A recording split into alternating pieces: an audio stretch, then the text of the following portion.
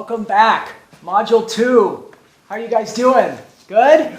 All right. So today, we're going to talk about two big ideas. But before I get into that, last time we talked about 3 primary values that this class is going to try to orient us toward. And I used a sailing metaphor.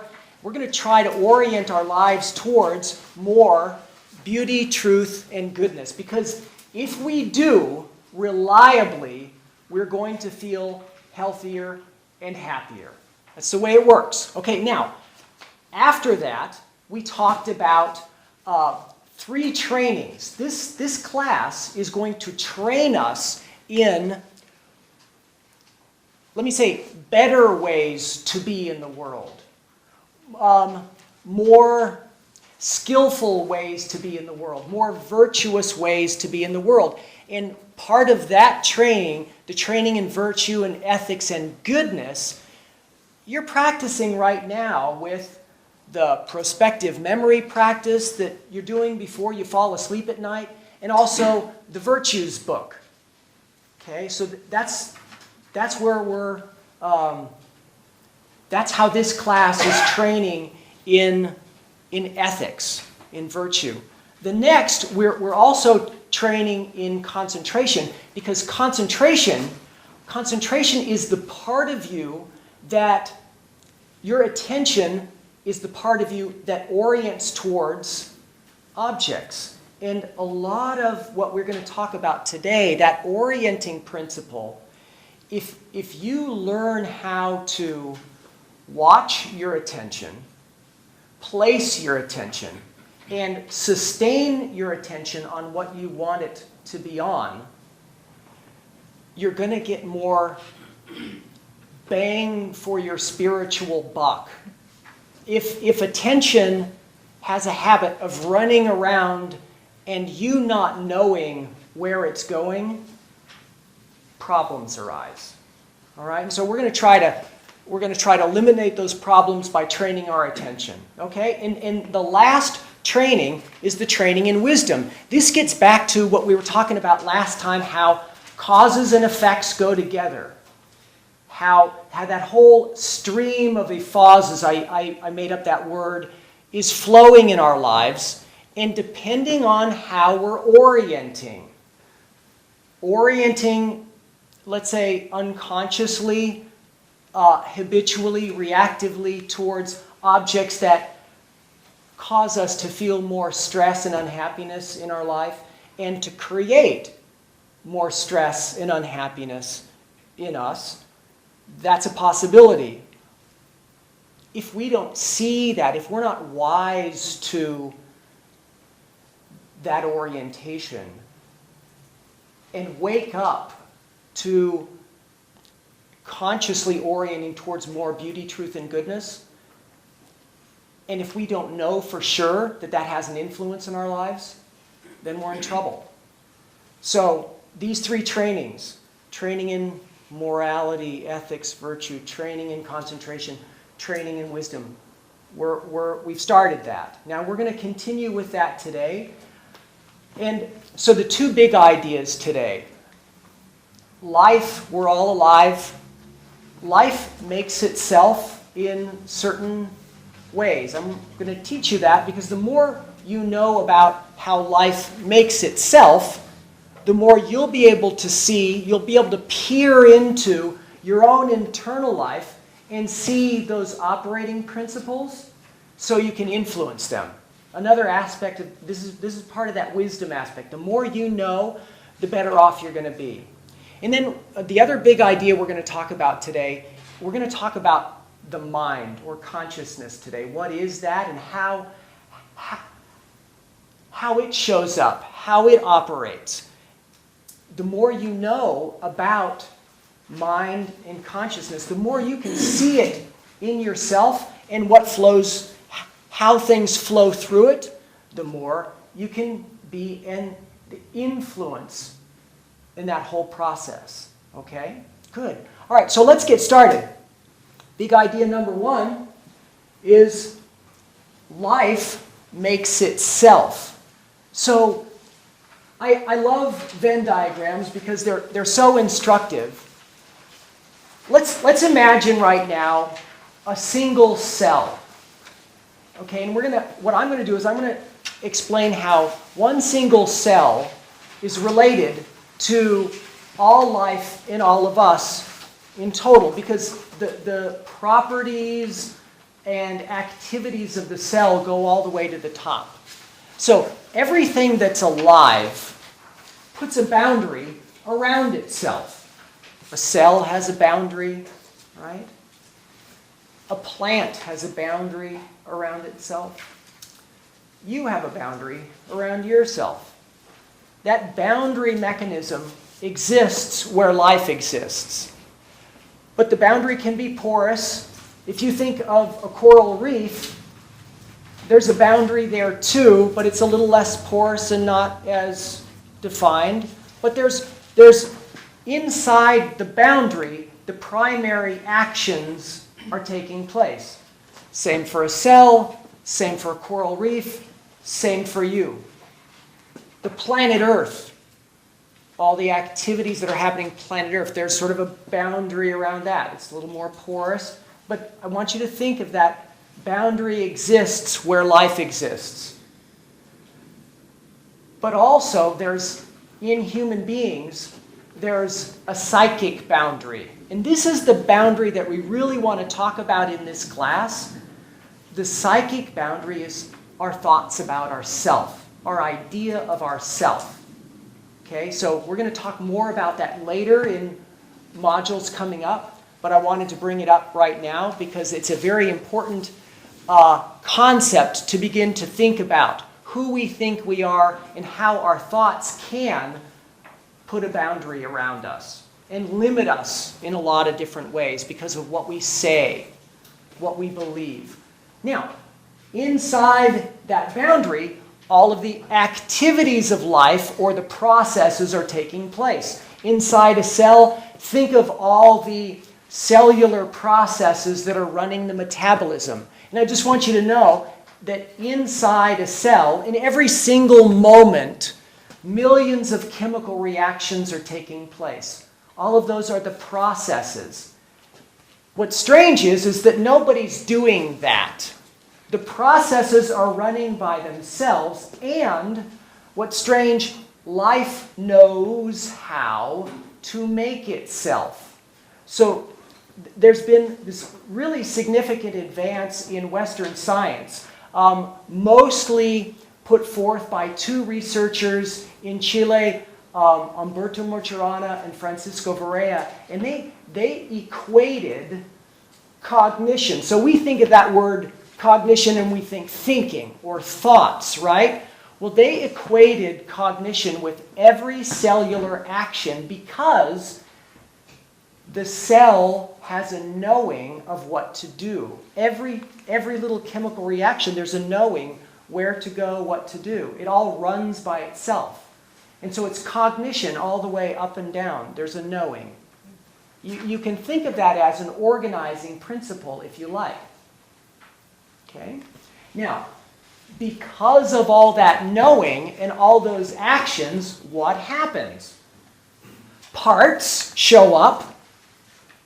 All of the parts of your body are interacting with each other right now through a communication network. And so every single one of the parts is helping make itself and all the other parts and sustaining itself and all the other parts, which allows the life to continue and grow in a continual arc. It's perpetual. So there's this boundary, there's these processes that run, that make parts, and then the parts produce patterns. Now the patterns, let's think of psychological patterns because they're much more easy to think about. Our moods. If we have depression or anxiety, if we have certain fixations, obsessions, or compulsions, all of those patterns you can think of as being produced by the whole activity of all the parts working together, all of that action. Millions of chemical reactions in every single cell, 100 to 300 trillion cells in total, depending. So quintillions of actions every single moment is producing your experience of yourself right now, and how we show up is patterned. We don't show up chaotically. Well, let me rephrase. We don't show up randomly. We show up chaotically, which means there's a pattern. I don't know what I'm going to do next, but what I do next, whatever it is, you'll recognize that as Mark. There's a pattern here that keeps going. Okay, good. Now, all of that in total is self-making.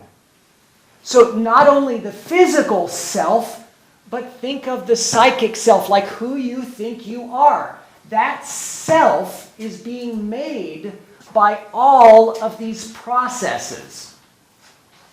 It's a big idea. Quintillions of actions. All right, now,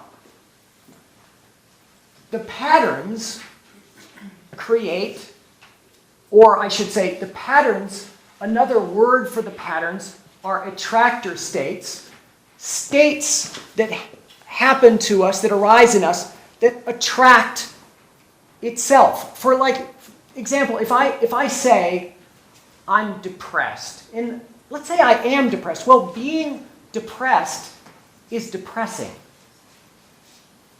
It's an attractor state. The state of depression attracts itself.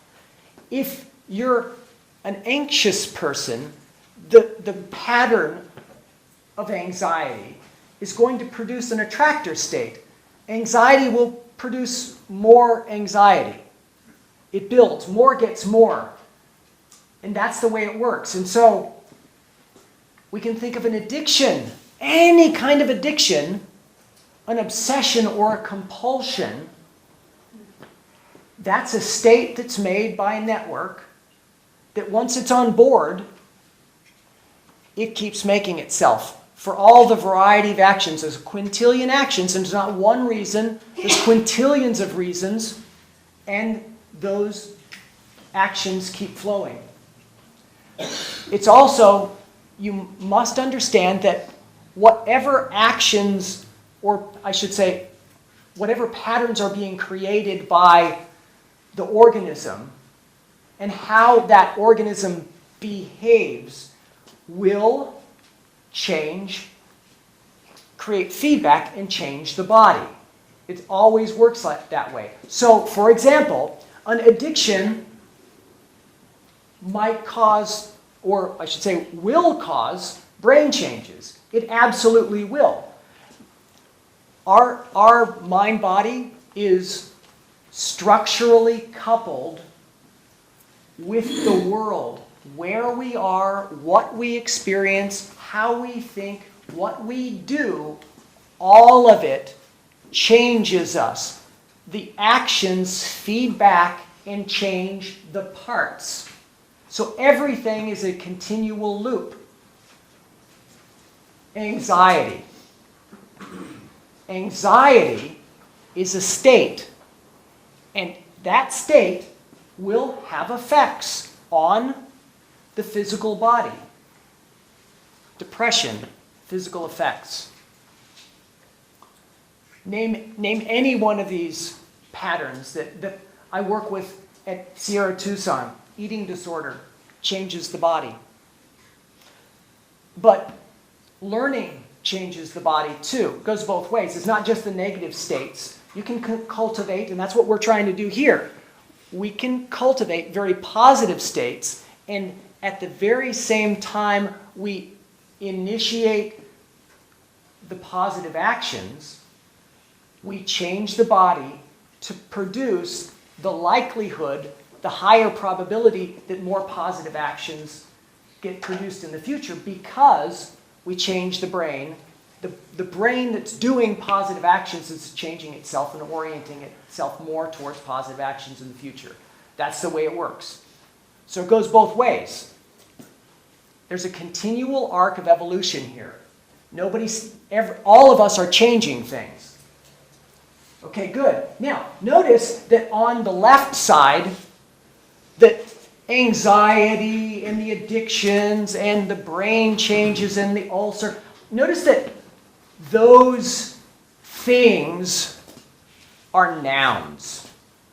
And notice that our medical system has a preference to a bias to working with the nouns. You'll get a diagnosis, which is a noun. They'll see the condition, even depression. They'll talk about the depression as if it's a noun. And then they'll even give you a noun to treat the noun.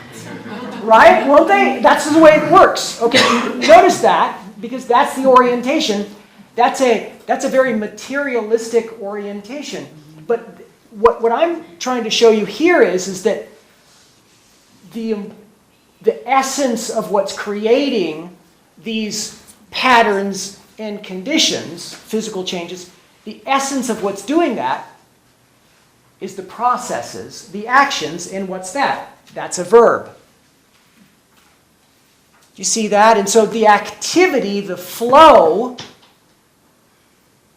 the actions of the cells, the cognition, that can't be found anywhere. You can't find the flow anywhere because it's movement. And when you go look for something, you'll find something, but you won't find the movement. Do you follow? And so this, we were talking about, last time we were talking about beauty, truth, and goodness in this transcendental realm. Like, where is that? It was the same thing for the verb. Where is the verb? It's weird. But here's how we can begin. If we understand more about how life makes itself and more about ourselves personally and looking inside the flow of our actions, then all of a sudden we're kind of enabled where we're still a something. There's a life, there's an organism, there's a boundary, and there are nouns. I got it. But instead of just thinking about the nouns, we're orienting more toward the verb. And the verb, if you align yourself with, that's why we're doing the virtues book. That's why the prospective memory. Because if we train ourselves to do that, we change the body that is doing the training. And so the verb, that action that we do, that virtuous action that we do, changes us. And this is not my opinion. This is hard science. All right? This is the way it works. And so the fantastically good news about all of this is that we can influence the flow. There's normally the bias in our medical system is that the organism, or let's just say the brain. The brain makes us do things. It's all a bottom up, right? The physics and the chemistry make things happen. Well, that's one flow of causality. Cause and effect does operate from the bottom up. That is true, because how we're sitting here right now and what we think right now and how we feel right now is conditioned by the mind-body network in the brain. Totally true. And bigger picture is in that transcendental realm, in the mind, where we set our intentions, what can't be touched or felt or seen or heard. It could be longed for and envisioned. That search or orientation towards more beauty, truth, and goodness, that acts on the brain. There's the contexts that you envision and create in your mind shift the brain and the body. And so that's the verb acting on the noun. And that's what we're going to try to do in this class.